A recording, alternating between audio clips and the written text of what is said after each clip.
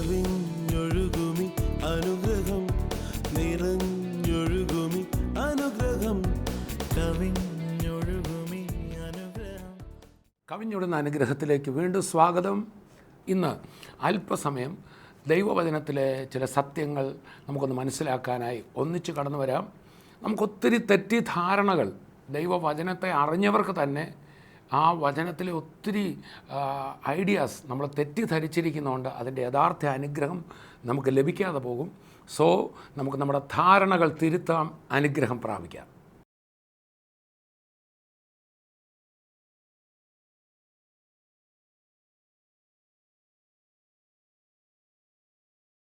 ഞാൻ കർത്താവായ യേശുക്രിസ്തുവിനെ അറിഞ്ഞ നാളുകളിൽ പലപ്പോഴും സഭയിൽ ആത്മീയ കൂട്ടങ്ങളിലൊക്കെ ചെല്ലുമ്പോൾ ചില പ്രസംഗകരെങ്കിലും ഞങ്ങൾ ഇരിക്കുന്ന വിശ്വാസികളോട് ഇങ്ങനെ പ്രസംഗിച്ചിട്ടുണ്ട്. രക്ഷിക്കപ്പെട്ട ദൈവമക്കളോടാണ് പറയുന്നതെന്ന് ഓർക്കണം. ഇതിൽ എത്ര പേര് സ്വർഗത്തിൽ പോകുമെന്ന് കണ്ടറിയണം. വല്ലവിധേനയും അങ്ങോട്ട് പോകാനുള്ള വഴി നോക്കിക്കോണം. ഇങ്ങനെ പറയുമ്പോൾ സഭയ്ക്കകത്ത് വന്നു, കർത്താവിനെ സ്വീകരിച്ചു, രക്ഷയുടെ അനുഭവം പ്രാപിച്ചു, പരിശുദ്ധാത്മാവിൽ നിറഞ്ഞു. മാത്രമല്ല ദൈവ വഴിയിൽ വന്നപ്പോഴത്തേക്കിന് ഒത്തിരി ഭാഗത്തു നിന്ന് എതിർപ്പുകൾ, ഇഷ്ടമില്ലായ്മകളൊക്കെ സമ്പാദിച്ചു. ഇതെല്ലാം കഴിഞ്ഞ് വാസ്തവത്തിൽ വിശ്വാസിക്ക് പല അനുഭവങ്ങൾ അവർക്കുണ്ടല്ലോ. ആ പ്രതികൂലങ്ങളിലൊക്കെ നിൽക്കുമ്പോഴാണ് അടുത്ത പ്രസംഗം കേൾക്കുന്നത്, അങ്ങോട്ട് പോകുമെന്ന് അറിയണം. ചുരുക്കി പറഞ്ഞാൽ എവിടുന്നോ പുറപ്പെട്ടു, ചെല്ലേണ്ടിടത്തോട്ട് ചെല്ലുകയില്ല, ത്രിശങ്കു സ്വർഗത്തിൽ എന്നൊക്കെ പറയുന്ന പോലത്തെ സ്ഥിതിയിൽ വിശ്വാസി ഇരിക്കുന്ന ഒരു സ്ഥിതിയുണ്ട്. എന്നാൽ ഇന്ന് എല്ലാ തെറ്റിദ്ധാരണയും തിരുത്തപ്പെടണം. സഭ അഥവാ രക്ഷിക്കപ്പെട്ട കൂട്ടം അവർ ഇനി ഒരു സെലക്ഷൻ സെൻറ്ററിലല്ല, മറിച്ച് കർത്താവ് ഏത് സ്വർഗത്തിന് വേണ്ടി സെലക്ട് ചെയ്തോ ആ സ്വർഗത്തിലെ സ്റ്റാൻഡേർഡിലേക്ക് നമ്മളെ ട്രെയിൻ ചെയ്യുന്ന സെൻറ്ററാണ്. സോ സഭ ഒരു സെലക്ഷൻ സെൻറ്ററല്ല, ട്രെയിനിങ് സെൻറ്ററാണ്.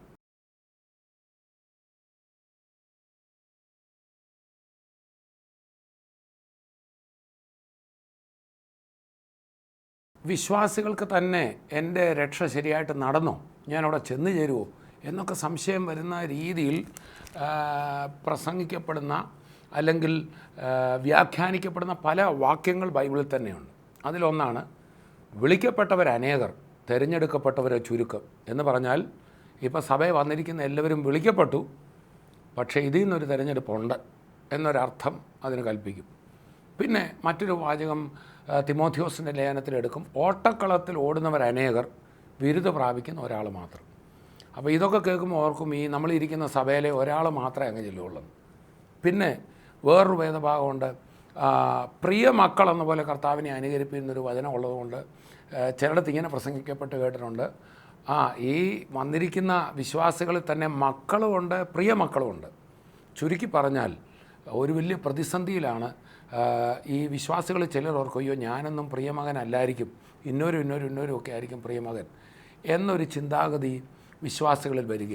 1-ാം നൂറ്റാണ്ട് മുതൽ തന്നെ രക്ഷയെ, ക്രിസ്തുവിൽ വിശ്വസിച്ച ഒരു വ്യക്തിയുടെ രക്ഷയെ സംശയിപ്പിക്കുന്ന ഒത്തിരി കാര്യങ്ങൾ, ദുരുപദേശങ്ങൾ സഭയ്ക്കകത്തുണ്ടായിട്ടുണ്ട്. അതുകൊണ്ടാണ് അപ്പോസ്തല പ്രവൃത്തികൾ 15-ാം അധ്യായത്തിലെ ഒരു വേദഭാഗം പ്രത്യേകം ശ്രദ്ധിക്കുക. അപ്പോൾ അപ്പോസ്തല പ്രവൃത്തികൾ 15 തുടങ്ങുന്നത് തന്നെ ഇങ്ങനെയാണ്. അപ്പോസ്തല പ്രവൃത്തികൾ 15-ന്റെ 1 ശ്രദ്ധിക്കുക. യഹൂദിയിൽ നിന്ന് ചിലർ വന്നു, നിങ്ങൾ മോശ കൽപ്പിച്ച ആചാരം അനുസരിച്ച് പരിച്ഛേദന ഏൽക്കാഞ്ഞാൽ രക്ഷ പ്രാപിപ്പാൻ കഴിയുകയില്ല എന്ന് സഹോദരന്മാരെ ഉപദേശിച്ചു. യഹൂദന്മാർ പരിച്ഛേദന കർമ്മം ചെയ്യപ്പെട്ടവരാണ്. അവർ അഗ്രചർമ്മം, പുരുഷപ്രജയുടെ ആൺകുട്ടികളുണ്ടാകുമ്പോൾ 8-ാം നാളിൽ അവരുടെ അഗ്രചർമ്മം വിച്ഛേദിക്കും. അങ്ങനെയാണ് ഒരാൾ വാസ്തവത്തിൽ യഹൂദനായിത്തീരുന്നത്. കർത്താവായ യേശുക്രിസ്തുവും ഒരു യഹൂദനായിട്ടാണ് പറഞ്ഞത്. ശിഷ്യന്മാർ യഹൂദരായിരുന്നു. അങ്ങനെ യേശുക്രിസ്തുവിൽ വിശ്വസിച്ച ആദ്യ കൂട്ടം മുഴുവൻ, ആദ്യ സഭയിലെ എല്ലാവരും യഹൂദരായിരുന്നു, പരിച്ഛേദനയേറ്റവരായിരുന്നു. അങ്ങനെ ആ പരിച്ഛേദനയേറ്റ യഹൂദരാണ് ആദ്യ ക്രിസ്ത്യാനികൾ. തുടർന്ന് ഈ സുവിശേഷം വിജാതിയരുടെ ഇടയിലേക്ക് പോയപ്പോൾ അവിടെ പരിച്ഛേദന കർമ്മം ഇല്ല, അവർ പരിച്ഛേദനയേറ്റവരല്ല, അവരെ അഗ്രചർമ്മികളെന്ന് യഹൂദർ വിളിച്ചുകൊണ്ടിരുന്നു. അങ്ങനെ ഈ സുവിശേഷം അഗ്രചർമ്മികൾക്കും ഉള്ളതാണ്, അന്യജാതികൾക്കും ഉള്ളതാണ് എന്ന് തിരിച്ചറിഞ്ഞ അപ്പോസ്തലന്മാർ, പത്രോസ് മുതലായവർ, അങ്ങനെയുള്ളവരുടെ ഇടയിൽ കൊർന്നല്യോസ് മുതലായവരുടെ നാടുകളിൽ പോയി, കൈസരിയിൽ പോയി, അതുപോലെ ശമരിയിൽ പോയി, അവിടെയൊക്കെ പോയി യേശുക്രിസ്തുവിൻ്റെ സുവിശേഷം പറഞ്ഞു. കാരണം അവർക്ക് തിരുവചനത്തിൽ നിന്ന് വ്യക്തമായി സകല ജാതികൾക്കുള്ളതാണ് രക്ഷ. യേശുവും അങ്ങനെയാണല്ലോ പറഞ്ഞത്, നിങ്ങൾ ഭൂലോകത്തിലൊക്കെ പോയി സകല ജനതകളോട് ഈ സുവിശേഷം പറയണം. യഹൂദന് മാത്രമുള്ളതാണ് രക്ഷ, സത്യദൈവം യഹൂദൻ്റെ മാത്രമാണ്, യഹോവയാം ദൈവം യഹൂദൻ്റെ മാത്രമാണ് എന്നൊരു ചിന്താഗതി നിൽക്കുമ്പോൾ അവരെ സംബന്ധിച്ച് വളരെ ബുദ്ധിമുട്ടാണ്.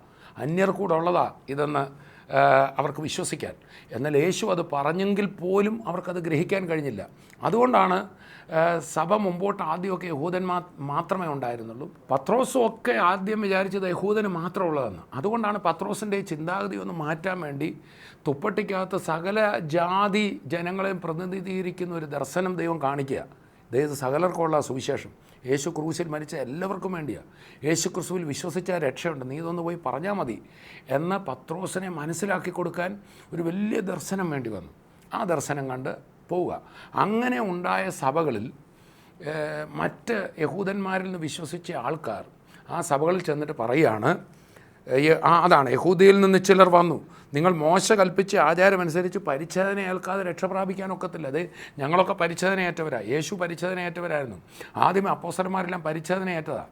ഞങ്ങൾ ന്യായപ്രമാണം അനുസരിക്കുന്നവരാണ്, ഞങ്ങൾ ഇന്ന ഭക്ഷണങ്ങളെ കഴിക്കാറുള്ളൂ, ഞങ്ങൾ ചെയ്യുന്നത് ചെയ്താലേ നിങ്ങൾ രക്ഷിക്കപ്പെടത്തുള്ളൂ. നോക്കുക, സഭയിൽ തന്നെ ഒരു കൺഫ്യൂഷൻ കൊണ്ടുവരും. അയ്യോ, ഞങ്ങളുടെ രക്ഷ ശരിയായി കാണത്തില്ല, ഞങ്ങളെ ദൈവം അംഗീകരിച്ച് കാണത്തില്ല. നോ, അങ്ങനെയല്ല. അവിടെ ഈ അപ്പോസ്തല പ്രവൃത്തികൾ 15-ാം അധ്യായം നിങ്ങൾ താഴോട്ട് വായിക്കുമ്പോൾ പത്രോസിനും പൗലൂസിനും ഒക്കെ വളരെ വ്യക്തമായിരുന്നു എല്ലാവർക്കും രക്ഷ ഉള്ളതാണ്. യേശു ക്രിസ്തുവിൽ വിശ്വസിച്ചാൽ രക്ഷയുണ്ട്. യേശു കാൽവറിയിൽ മരിച്ചത് എൻ്റെയും പാപപരിഹാരത്തിനാണ്. ഞാനിനി ഒരു കർമ്മവും ഒരു ആചാരം ചെയ്യണ്ട, യെരുശലേം ദേവാലയത്തിൽ പോയി യാഗം ചെയ്യണ്ട, പുരോഹിതൻ്റെ അടുക്കൽ പോയി നേർച്ച വഴിപാടുകൾ അർപ്പിക്കണ്ട. യേശു ക്രിസ്തു കാൽവറിയിൽ കഴിച്ച യാഗം എനിക്ക് വേണ്ടിയുള്ളതാണ്. അതൊരു വ്യക്തി വിശ്വസിച്ച് അംഗീകരിക്കുമ്പോൾ അവൻ്റെ പാപം പരിഹരിക്കപ്പെട്ടു. ഇത് അപ്പോസ്തലന്മാർക്ക് വ്യക്തമായി. അങ്ങനെ യേശു എൻ്റെ കർത്താവാണെന്ന് വിശ്വസിച്ചവരുടെ കൂട്ടമാ സഭ. അതിൽ യഹൂദന്മാരുമാകാം യഹൂദേതരരുമാകാം. ഈ രണ്ട് കൂട്ടത്തിൽ നിന്നും വിളിച്ച് വേർതിരിക്കപ്പെട്ട മൂന്നാമത്തെ ഗ്രൂപ്പ് സഭ. സഭയെന്ന് പറയുന്നത് ഒരു പ്രത്യേക മതമല്ല. പുതിയ നിയമസഭയെന്ന് പറയുന്ന പ്രത്യേക ഒരു ജാതിയല്ല, മതമല്ല. അത് സകല ജനതകൾക്കും വേണ്ടി യേശുക്രിസ്തുവിൽ വിശ്വസിച്ച ആ ഒരു കൂട്ടത്തെ ആ സഭയെന്ന് പറഞ്ഞു. ആ സഭയിൽ ഇനി ജനത്തെ രണ്ടായി തിരിക്കാൻ പറ്റില്ല. They are one. ഒരേ ക്രിസ്തു അവരിൽ വ്യാപരിക്കുന്നു. അപ്പോൾ സഭയിൽ അന്ന് നടന്ന പോലെ തന്നെ ഇന്നും അറിയാതെ ഒരു ചിന്താഗതി കിടക്കുകയാണ്. യേശുവിനെ സ്വീകരിച്ച വ്യക്തികൾ, സ്നാനപ്പെട്ട വ്യക്തികൾ, പരിശുദ്ധാത്മാവിൽ നിറഞ്ഞ വ്യക്തികൾ എന്നെ ദൈവം അംഗീകരിച്ച് കാണുമോ? പ്രസംഗങ്ങളും കൂടെ വരികയാണ്. വിളിക്കപ്പെട്ടവർ അനേകരാ, പക്ഷേ തിരഞ്ഞെടുക്കപ്പെട്ടവർ ചുരുക്കമാണെന്ന് പറയുമ്പോൾ ഞാൻ തിരഞ്ഞെടുക്കപ്പെട്ടിട്ടുണ്ടോ എന്നൊരു വലിയ സംശയത്തിൽ നിൽക്കുന്നതായിട്ട് കാണാം. ഒരിക്കലൊരു വലിയ മീറ്റിങ്ങിൽ സംബന്ധിക്കുമ്പോൾ അവിടെ പ്രസംഗിക്കുന്ന ആൾ ഇങ്ങനെ വിളിച്ചു പറഞ്ഞു, എഫേസ്യ ലേഖനം പറയുന്നു, കറ ചുളുക്കം ഒന്നുമില്ലാത്ത ഒരു മണവാട്ടിക്കായിട്ടാണ് യേശു വരാൻ പോകുന്നത്. ആ ഒരു കറയാകട്ടെ ഒരു ചുളുക്കമാകട്ടെ ഇല്ലാതെ നിങ്ങളൊക്കെ ആയിക്കണം, അല്ലെ അങ്ങോട്ട് കയറാൻ പോകുന്നില്ല. വാസ്തവത്തിൽ അവിടെ ഇരുന്ന ജനങ്ങളെല്ലാം വലിയൊരു കൺഫ്യൂഷനിലാകുന്ന പോലെ, എൻ്റെ പൊന്നെ, എൻ്റെ ജീവിതത്തിൽ പല കുറവുകളുണ്ടല്ലോ, വീഴ്ചകളുണ്ടല്ലോ, അങ്ങനെ ഒരു സ്പോട്ടും ഇല്ലാത്ത, ഒരു ബ്ലെമിഷില്ലാത്ത ഒരു വ്യക്തിയായിട്ട് ഞാൻ തീർന്നിട്ടില്ലല്ലോ, അപ്പോൾ കർത്താവ് എന്നെ കൊണ്ടുപോവുകയല്ലേ എന്നൊരു വലിയ സംശയം വരുന്നൊരു സ്ഥിതി ഉണ്ടായി. അവിടെ അദ്ദേഹം എടുത്ത വചനം ഇതാണ്. എഫേസ്യ ലേഖനം 5-ാം അധ്യായത്തിൽ നിന്ന് ഞാൻ ആ ഭാഗം ഒന്ന് വായിക്കാം. എഫേസ്യ ലേഖനം 5-ാം അധ്യായത്തിൻ്റെ 25-ാമത്തെ വാക്യം ശ്രദ്ധിക്കണം. ഭാര്യ ഭർത്താക്കന്മാരോട് പറയുമ്പോൾ പൗലോസ് ശ്ലീഹ പറയാം, ഭർത്താക്കന്മാരെ ക്രിസ്തുവും സഭയെ സ്നേഹിച്ചതുപോലെ നിങ്ങളുടെ ഭാര്യമാരെ സ്നേഹിപ്പിൻ. അവൻ അവളെ വചനത്തോടുകൂടിയ ജലസ്നാനത്താൽ വെടിപ്പാക്കി വിശുദ്ധീകരിക്കേണ്ടതിനും കറ ചുളുക്കം മുതലായതൊന്നുമില്ലാതെ സഭയെ ശുദ്ധയും നിഷ്കളങ്കയുമായി തനിക്ക് തന്നെ തേജസ്സോടെ മുൻനിർത്തേണ്ടതിനും തന്നെത്താൻ അവൾക്ക് വേണ്ടി ഏൽപ്പിച്ചു കൊടുത്തു. ഈ വേദഭാഗം അദ്ദേഹം പറഞ്ഞിട്ട് പറയാണ്, അദ്ദേഹം നോക്ക്, കർത്താവ് വരുമ്പോൾ കറയും ചുളുക്കവും ഒന്നും ഇല്ലാതെ നിൽക്കുന്ന ഒരു സഭ കാണും, അതിനെ മാത്രമേ കൊണ്ടുപോകത്തുള്ളൂ. അപ്പോൾ ഞാനിരുന്ന കൂട്ടത്തിലെ വിശ്വാസികൾ മൊത്തോർത്തിട്ട് നമ്മുടെ സഭ ഇതിനകത്ത് പെടുവോ? ഇതേതോ ഒരു പ്രത്യേക സഭയാണെന്ന് പോലും ചിന്തിക്കുന്നവരുണ്ട്. ആ പേരിട്ട സഭയായിരിക്കും. പ്രിയപ്പെട്ടവരെ, എന്താ ഇവിടെ പറയുന്നത് ഒന്ന് ശ്രദ്ധിച്ച് നോക്കിക്കേ. ഇത് വാസ്തവത്തിൽ ഒരു ഭർത്താവിനോടും ഭാര്യയോടും പറയുന്ന, ഭാര്യ ഭർത്താവിന് കീഴ്പ്പെടണം എന്ന് പറഞ്ഞിട്ട് ഭർത്താവിനോട് പറയുക, ഭർത്താവേ, നീ ഭാര്യയെ സ്നേഹിക്കുമ്പോൾ ക്രിസ്തു സഭയെ സ്നേഹിച്ച പോലെ വേണം സ്നേഹിക്കാൻ. അതെങ്ങനെ? ക്രിസ്തു സഭയെ സ്നേഹിച്ചത് അവൻ അവളെ വചനത്തോടു കൂടിയ ജലസ്നാനത്താൽ വെടിപ്പാക്കി. നിങ്ങളെല്ലാവരും നല്ല കറയും ചുളുക്കല്ല നിന്നോണമെന്നല്ല, അവൻ അവളെ വെടിപ്പാക്കിയെന്ന്. നീ നിന്നാൽ അവൻ സ്നേഹിക്കുമെന്നല്ല, അവൻ അവളെ വെടിപ്പാക്കി. ശ്രദ്ധിക്കണേ, അവൾ തന്നെത്താൻ വെടിപ്പായി ബെസ്റ്റ് പെർഫോം ചെയ്ത് നിന്നെന്നല്ല, അവൻ അവളെ വചനമാകുന്ന വെള്ളം കൊണ്ട്, ഇവിടെ ജലസ്നാനം എന്ന് ഉദ്ദേശിച്ചിരിക്കുന്ന ആക്ച്വലി സ്നാനപ്പെടുന്ന വാട്ടർ ബാപ്റ്റിസം അല്ല, മലയാളത്തിലെ അന്നത്തെ പരിഭാഷയിൽ അവിടെ എഴുതിയിരിക്കുന്ന washing of the word of God എന്ന, വചനമാകുന്ന വെള്ളം കൊണ്ട് അവളെ കഴുകുന്ന എന്ന് പറഞ്ഞാൽ അത് തന്നെയല്ലേ വാസ്തവത്തിൽ യോഹന്നാൻ പറയുന്നത്, പ്രിയപ്പെട്ടവരെ, ഞാൻ നിങ്ങളാരും പാപം ചെയ്യാതിരിക്കേണ്ടതിനായി ലേഖനം എഴുതുന്നു. യോഹന്നാൻ്റെ ലേഖനത്തിൽ നമ്മൾ വായിക്കുന്നുണ്ട്, ഒന്ന് വായിച്ച് കേൾപ്പിക്കാം, എന്നിട്ട് ഞാൻ മടങ്ങി വരാം. യോഹന്നാൻ്റെ 1-ാം ലേഖനം 2-ാം അധ്യായത്തിൻ്റെ ആദ്യ വാക്യത്തിലാണ് നമ്മളത് വായിക്കുന്നത്. ശ്രദ്ധിക്കുക. എൻ്റെ കുഞ്ഞുങ്ങളെ, നിങ്ങൾ പാപം ചെയ്യാതിരിപ്പാൻ ഞാനിത് നിങ്ങൾക്ക് എഴുതുന്നു. ഒരുത്തൻ പാപം ചെയ്തുവെങ്കിലോ നീതിമാനായ യേശുക്രിസ്തു എന്ന കാര്യസ്ഥൻ നമുക്ക് പിതാവിൻ്റെ അടുക്കൽ ഉണ്ട്.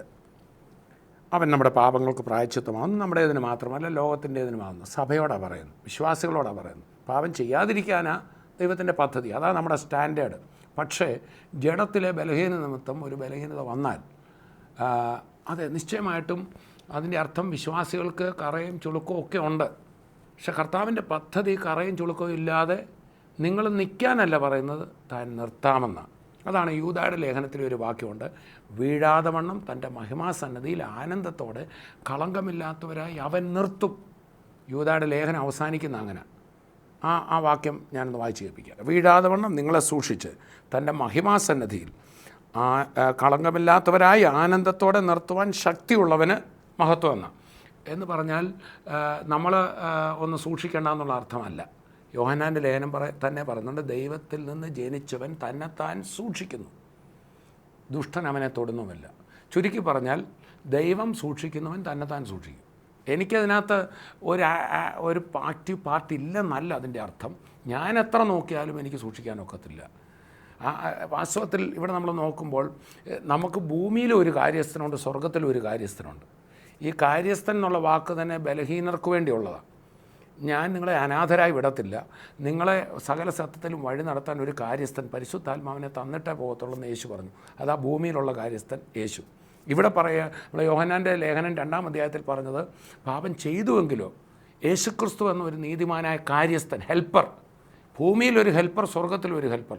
അവിടുത്തെ ഹെൽപ്പർ എന്തുവാ ചെയ്യുന്നത്? പിതാവിനോട് പറയുക, എൻ്റെ മകൻ്റെ ബലഹീനത കൊണ്ട് സംഭവിച്ചു, എൻ്റെ ജഡത്തിലെ ബലഹീനത കൊണ്ടാണ്, അവനോട് പൊറുക്കണം, അവന് ശക്തി കൊടുക്കണം.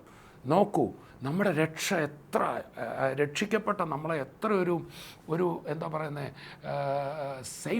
സെക്യൂരിറ്റിയിലാണ് കർത്താവ് നിർത്തിയിരിക്കുന്നത്. നമ്മൾ വീഴുമോ എന്ന് ഭാരപ്പെടാതെ ആ കർത്താവിലൊന്ന് ആശ്രയിച്ച്, ഞാനോ ലോക അവസാനത്തോളം എല്ലാ നാളും നിങ്ങളുടെ കൂടെയുണ്ട്.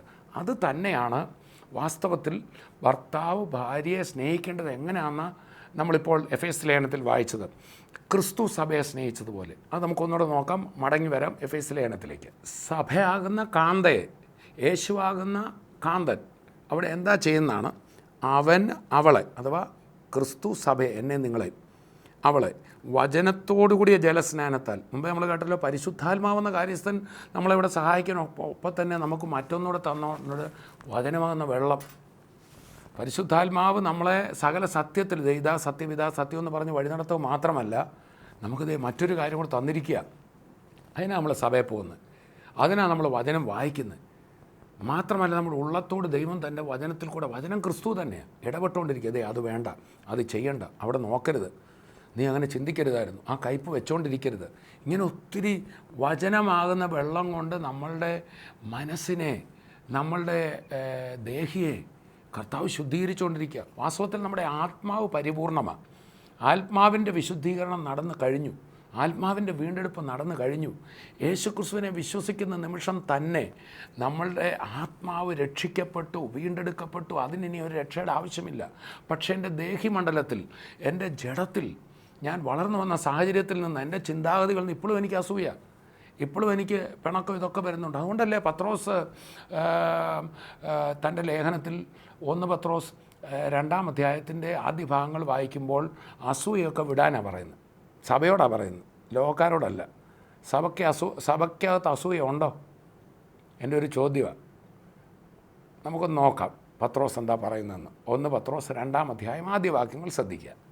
ആകയാൽ സകല ദുഷ്ടതയും എല്ലാ ചതിവും വ്യാജഭാവവും അസൂയയും എല്ലാ നുണയും നീക്കിക്കളഞ്ഞ് ഇപ്പോൾ ജനിച്ച ശിശുക്കളെപ്പോലെ രക്ഷയ്ക്കായി വളരുവാൻ വചനമെന്ന മായമില്ലാത്ത പാൽ കുടിപ്പാൻ വാഞ്ചിപ്പിൻ. രക്ഷിക്കപ്പെട്ടവരോടായി പറയുന്നു, ലോകത്തിലുള്ളവരോടല്ല. എന്തൊക്കെയാ? ദുഷ്ടത വിടാൻ. വിശ്വാസിക്ക് ദുഷ്ടതയോ? ഞാൻ പലപ്പോഴും ഈ വേദഭാഗം പ്രസംഗിക്കുമ്പോൾ നമ്മുടെ കൂട്ടങ്ങളിലൊക്കെ സഭകളിലൊക്കെ ചെല്ലുമ്പോൾ ചോദിക്കാറുണ്ട്, ഈ സഭായോഗത്തിന് വന്നിരിക്കുന്നവരിൽ അസൂയയില്ലാത്തൊരു ഒക്കെ ഒന്ന് കൈപൊക്കുകയും ദൈവമക്കൾക്ക് അസൂയ പറ്റുമോ, ഇവിടെ ഏതെങ്കിലും വിശ്വാസിക്ക് അസൂയ ഉണ്ടോ എന്ന് ചോദിക്കും. ഉടനെ എല്ലാവരും കൈപൊക്കും, എനിക്കൊരു അസൂയയുമില്ല. ഉടനെ ഞാൻ അവരോട് പറയും, ഇപ്പം നിങ്ങൾ അസൂയയില്ലെന്ന് പറഞ്ഞ് കൈപൊക്കി, ഇനിയിപ്പം ഞാൻ തെളിയിക്കാൻ പോകും നിങ്ങൾക്ക് അസൂയയുണ്ട്, മാത്രമല്ല നുണയും കൂടെ പറയുമെന്ന് ഇപ്പോൾ തെളിയിക്കാൻ പോകാമെന്ന് പറഞ്ഞിട്ട് അവരോട് ഇങ്ങനെ പറയും. അതായത് നമ്മുടെ ഇപ്പം മൻമോഹൻ സിംഗ് ഇന്ത്യയുടെ പ്രധാനമന്ത്രി ആയതിൽ ആർക്കും അസൂയയില്ല. പക്ഷേ എൻ്റെ ഏറ്റവും അടുത്ത ആൾ ഇപ്പോൾ തങ്കു ബ്രദറും ഞങ്ങളും ഒന്നിച്ചായി ശുശ്രൂഷ ചെയ്യുന്നു. ആ തങ്കു ബ്രദർ നാളെ പ്രധാനമന്ത്രി ആകുമ്പം തോമസ് കുട്ടി ബ്രദറിൻ്റെ അകത്തൊരു ഏതാണ്ട് പോലെ, എന്നാലും ഞങ്ങൾ ഒന്നിച്ച് നടന്നില്ലേ, അദ്ദേഹം ആണ്ട് പ്രധാനമന്ത്രിയായെന്ന് പറയുമ്പോൾ ഒരു ഏതാണ്ട് പോലെ തോന്നാറുണ്ടോ? അല്ലെ നമ്മുടെ ഏറ്റവും അടുത്തയാൾ നമ്മളെക്കായിൽ ഉയരുമ്പോൾ നമ്മളുടെ സഹോദരന്, നമ്മുടെ കൂട്ടുകാരന്, നമ്മുടെ കൂടെ പഠിച്ച ആൾക്ക് അപ്പോൾ ജഡത്തിൽ വരാവുന്ന ഒന്നാണ് അസൂയ. അതെ, എല്ലാ മനുഷ്യർക്കും സഭയിലുള്ള വിശ്വാസികൾക്കടക്കം വരാവുന്ന ഒന്നാണ് അസൂയ. അപ്പോൾ അങ്ങനെയൊക്കെ വരാറുണ്ടോയെന്ന് ചോദിക്കുമ്പം കൈ പൊക്കിയവരൊക്കെ പതുക്കെ കൈ താത്തിടുന്ന കാണാം.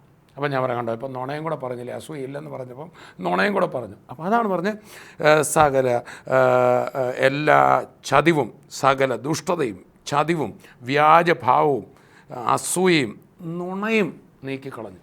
നുണയൊക്കെ ഉണ്ട്. അപ്പോൾ ഒരു കൺഫ്യൂഷൻ്റെ ആവശ്യമില്ല. കർത്താവായ യേശു ക്രിസ്തുവിൽ വിശ്വസിച്ച ഒരു വ്യക്തിയെ ഈ വചനങ്ങൾ, ഇപ്പോൾ പത്രോസ് വചനമാകുന്ന വെള്ളം കൊണ്ട് ആ ലേഖനം വായിക്കുന്നവരെ ശുദ്ധീകരിക്കുക. പത്രോസല്ല, യേശുവാണ് പത്രോസിൽ കൂടെ ചെയ്യുന്നത്.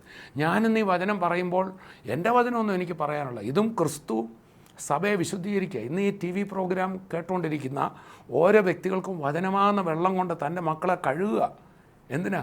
കഴുകി കഴുകി കഴുകി എന്താ ഇവിടെ ചെയ്യുന്നത്? അതാണ് എഫേസ് ലേഖനം 5-ാം അധ്യായത്തിൻ്റെ 26 മുതൽ വായിക്കുമ്പോൾ പിന്നെയും അവൻ അവളെ വചനമാകുന്ന വെള്ളം കൊണ്ടെന്ന അതിൻ്റെ അർത്ഥമേ, വചനമാകുന്ന വെള്ളത്താൽ വെടിപ്പാക്കി വിശുദ്ധീകരിക്കേണ്ടതിനും കറ ചുളുക്കം മുതലായത് ഒന്നുമില്ലാതെ സഭയെ ശുദ്ധയും നിഷ്കളങ്കയുമായി തനിക്ക് തന്നെ തേജസ്സോടെ മുൻനിർത്തേണ്ടതിനും തന്നെത്താൻ അവൾക്ക് വേണ്ടി ഏൽപ്പിച്ചു കൊടുത്തു. സഭ വേണേ നിന്നോണം എന്നല്ല, തന്നെത്താൻ അങ്ങ് ഏൽപ്പിച്ചിരിക്കുക. കർത്താവിനൊന്നും ഒരു പ്രോഗ്രാമേ ഉള്ളൂ. അതെന്താണെന്നറിയാമോ? തൻ്റെ പരിശുദ്ധാത്മാവിനെ നൽകി പിതാവിൻ്റെ വലത്തുഭാഗത്തിരുന്ന് നമ്മളെ ഒന്ന് ക്ലിയറാക്കി നിർത്താൻ. നമ്മുടെ ആത്മാവിൽ നമ്മൾ രക്ഷിക്കപ്പെട്ടെങ്കിലും, നമ്മൾ പരിപൂർണരായെങ്കിലും, നമ്മുടെ ചിന്താഗതികളിലും നമ്മുടെ വാക്കുകളിലും എല്ലാം ആ ക്രിസ്തുവിന് ചേരുന്ന നിലയിൽ സ്വർഗത്തിൻ്റെ സ്റ്റാൻഡേർഡിൽ സംസാരിക്കുന്നവരായി നമ്മുടെ വായിൽ നിന്ന് പുറപ്പെടുന്ന ഓരോ വാക്കുകളും ക്രിസ്തുവിൻ്റെ അതേ സ്റ്റാൻഡേർഡിലാക്കാൻ വേണ്ടി പരിശുദ്ധാത്മാവ് നമ്മളെ സഹായിക്കുന്നു, വചനം നമ്മളെ സഹായിക്കുന്നു, സ്വർഗത്തിലെ യേശു നമ്മളെ സഹായിക്കുന്നു. എത്രയോ സഹായകരാണ് നമുക്ക് വേണ്ടി നിൽക്കുന്നത്. To make us perfect in Christ. അതാണ് അവളെ നിർത്തേണ്ടതിന് തന്നെത്താൻ അവൾക്ക് വേണ്ടി ഏൽപ്പിച്ചു കൊടുത്തു എന്ന് പറഞ്ഞാൽ, ചുരുക്കി പറഞ്ഞാൽ ഇതിൻ്റെ ഒരു അർത്ഥം പറഞ്ഞാൽ, പൗലൂസ് തന്നെ 2 കൊരിന്ത്യർ 11 പറയുന്നത്, ക്രിസ്തു എന്ന ഏകപുരുഷന് നമ്മളെ വിവാഹം നിശ്ചയം ചെയ്തിരിക്കുക. ഇനി വിവാഹ ദിവസത്തേക്ക് ഒരുക്കി നിർത്തുക. സാറിന് ഞാൻ കണ്ടിട്ടുണ്ട്, ഈ 2 പേര് നമ്മൾ വിവാഹ നിശ്ചയം കഴിഞ്ഞാൽ വിവാഹ ദിവസം എന്നെ കെട്ടാൻ വരുന്ന പയ്യൻ എന്തായിരിക്കും ഇടുന്നത്? പലപ്പോഴും പയ്യൻ ഈ വിവാഹം നിശ്ചയിക്കപ്പെട്ട പെണ്ണിനെ വിളിച്ചു, ഈ കൊച്ചെ നീ എന്നെ ഇടാൻ പോകുന്നതെന്ന് വലിയൊരു ആങ്സൈറ്റിയാണ്. പ്രത്യേകിച്ച് എല്ലാവരുടെയും കണ്ണ് പതിയുന്ന മണവാട്ടിയിൽ. മണവാളൻ്റെ ഡ്രസ്സൊന്നും അത്രയും കാര്യമില്ല. ഇപ്പോൾ തന്നെയാണെങ്കിലും നമ്മളൊരു സ്ഥലത്ത് ഇറങ്ങിയാൽ നമ്മുടെ ഡ്രസ്സ് എങ്ങനെയാണെങ്കിലും ഞാനും നോക്കും, എൻ്റെ വൈഫ് എങ്ങനെയുണ്ട്, നീനയുടെ ഇന്നത്തെ ഡ്രസ്സുണ്ടെന്നാണ് എൻ്റെ നോട്ടം. എല്ലാവരുടെയും നോട്ടം മണവാട്ടിയില്ല, സ്ത്രീയില്ല, സഭയില്ല. ഇവളെങ്ങനെ ഒരുങ്ങിയിരിക്കുന്നു? സ്വർഗത്തിൽ ചെല്ലുമ്പോൾ ഏറ്റവും പ്രധാന സ്ഥാനം മണവാട്ടിക്കാണ്. ക്രിസ്തുവിൻ്റെ കൂടെ ഇരിക്കാൻ പോവുക. അപ്പോൾ ആ നിലയിൽ അവളെ ഒരുക്കുക. ചുരുക്കി പറഞ്ഞാൽ നമ്മളെ വാസ്തവത്തിൽ ഒരു കർത്താവ് സ്വീകരിച്ചെന്നൊക്കെ പറഞ്ഞാൽ ഒരു എന്നാ പറയുന്നത്, ഒരു കാട്ടാളത്തി സ്ത്രീയെ, അല്ലെങ്കിൽ ഒരു അപരിഷ്കൃതയായ ദരിദ്രയായ ഒരു വിദ്യാഭ്യാസവും ഇല്ലാത്ത ഒരു പെണ്ണിനെ ഒരു രാജാവ് വിവാഹം കഴിക്കുമോ? ഒരിക്കലുമില്ല. അങ്ങനെ ഇനി നടന്നെന്നിരിക്കട്ടെ, അതിനേക്കാൾ ഉപമിക്കാൻ കഴിയാത്ത നിലയിലാണ് ക്രിസ്തു ഞാനും നിങ്ങളുമാകുന്ന പാപികളെ സ്വീകരിച്ചത്. ഒരു രാജാവിന് അങ്ങനെ ഒരു സ്ത്രീയോട്, ഒരു ചെറ്റക്കുടിൽ താമസിക്കുന്ന ഒരു പെണ്ണിനോട് അങ്ങ് ഇഷ്ടം തോന്നിയതുപോലെ ക്രിസ്തു നമ്മുടെ അടുത്ത് വന്നേ. നമ്മൾ അവനെ തിരഞ്ഞെടുത്തതല്ല, അവൻ നമ്മെ തിരഞ്ഞെടുത്തത്. യെസ്, ഒരിക്കലും അങ്ങനെ ഒരു പെങ്കൊച്ച് ഏതായാലും ഒരു രാജാവിനെ പ്രേമിക്കാൻ കയറിപ്പോകാൻ ഒക്കത്തില്ല. പക്ഷേ രാജാവ് അങ്ങോട്ട് ചിലപ്പം പ്രേമിച്ചേക്കാം, അവനങ്ങ് ഇഷ്ടം തോന്നി. അതാണ് തിരഞ്ഞെടുപ്പ്. വിശ്വാസി സഭയെന്ന് പറയുന്നത് കർത്താവ് തിരഞ്ഞെടുത്തവരുടെ കൂട്ടമാണ്, കർത്താവിനെ തിരഞ്ഞെടുത്തവരുടെ കൂട്ടമല്ല. അതുകൊണ്ടാണ് യോഹന്നാൻ 15:15 നിങ്ങൾ എന്നെ തിരഞ്ഞെടുത്തതല്ല, ഞാൻ നിങ്ങളെ തിരഞ്ഞെടുത്ത. എന്നെ കേൾക്കുന്നവരോട് ഞാൻ പറയട്ടെ, നിന്നെ യേശുവിന് ഇഷ്ടമായി. പച്ച മലയാളത്തിൽ പറഞ്ഞാൽ നിന്നെ അങ്ങ് പിടിച്ചുപോയി. അതുകൊണ്ടാണ് മർക്കോസ് 1:13 പറയുന്നത്, കർത്താവ് തനിക്ക് ബോധിച്ചവരെ അടുക്ക വിളിച്ചു. നാട്ടുകാർക്കെല്ലാം ബോധിച്ചോ എന്ന് നോക്കിയല്ല നിങ്ങളെ എന്നെയും കർത്താവ് തിരഞ്ഞെടുത്തത്. നിന്നെ അവൻ്റെ കൺമണിയാക്കി, ഒരു മോതിരം തന്നു, വിവാഹം നിശ്ചയം ചെയ്തു. ഇനിയിപ്പം നടക്കുന്നത് എന്താണെന്നറിയാവോ? തൻ്റെ സ്റ്റാൻഡേർഡിനൊത്തവണ്ണം ഒരുക്കി എടുക്കുക. അതാ സഭ. സഭ ഒരു സെലക്ഷൻ സെൻ്റർ അല്ല, താൻ ഹൃദയം കൊണ്ട് സെലക്ട് ചെയ്തവരെ തൻ്റെ സ്റ്റാൻഡേർഡിനൊത്തവണ്ണം ഒരുക്കുന്ന ട്രെയിനിങ് സെൻ്ററാണ്, ഒരുക്കുന്ന സെൻ്റർ അത്രേ സഭ.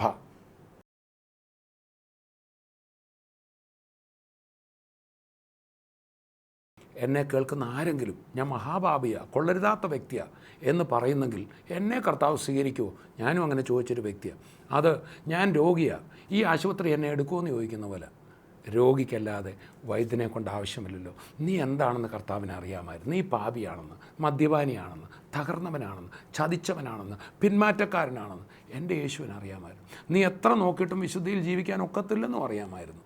Still he loves you. ആ യേശുവിൻ്റെ അടുക്കലേക്കൊന്ന് വരുമോ? പാപിയായ എന്നെയും നിന്നെ സ്നേഹിക്കുന്ന യേശുവിൻ്റെ അടുക്കലൊന്ന് വരുമോ? നമുക്ക് കർത്താവിൻ്റെ അടുക്കലേക്ക് പ്രാർത്ഥനയിലൊന്ന് അടുത്ത് വരാം. യേശുവെ, ഞങ്ങളങ്ങേ സ്തുതിക്കുന്നു. അങ്ങയുടെ ഈ വലിയ സ്നേഹത്തിനായി സ്തോത്രം. ഒരു യോഗ്യതയുമില്ലാത്ത ഞങ്ങളെ അവിടുത്തെ മണവാട്ടിയാക്കാൻ തിരിഹിതമായല്ലോ. ഒരു രാജാവ് ഏറ്റവും അപരിഷ്കൃതയായ ഒരു പെൺകുട്ടിയെ കണ്ടെത്തുന്നതിനേക്കാൾ അതിനോട് പോലും ഉപമിക്കാൻ മേലാത്ത നിലയിൽ പാപികളായ അങ്ങയുടെ മുഖത്തേക്ക് നോക്കാൻ പോലും ഒരു യോഗ്യതയുമില്ലാത്ത ഞങ്ങളെ തേടി അവിടുന്ന് വന്നല്ലോ. ഇന്നെന്നെ കേൾക്കുന്ന ഈ ഓരോ മക്കളെയും കർത്താവ് സ്നേഹിക്കുന്നല്ലോ. ആ സ്നേഹം ഇപ്പോൾ അവർ രുചിച്ചറിയട്ടെ. കർത്താവെ, വിട്ടുപോരാൻ കഴിയാത്ത പാപ സ്വഭാവങ്ങളുള്ളവരുണ്ട്, മദ്യപാനത്തിലായവരുണ്ട്, ഒത്തിരി വേണ്ടാത്ത രഹസ്യ സ്വഭാവങ്ങളിൽ തകർന്നവരെന്നെ കേൾക്കുന്നുണ്ട്.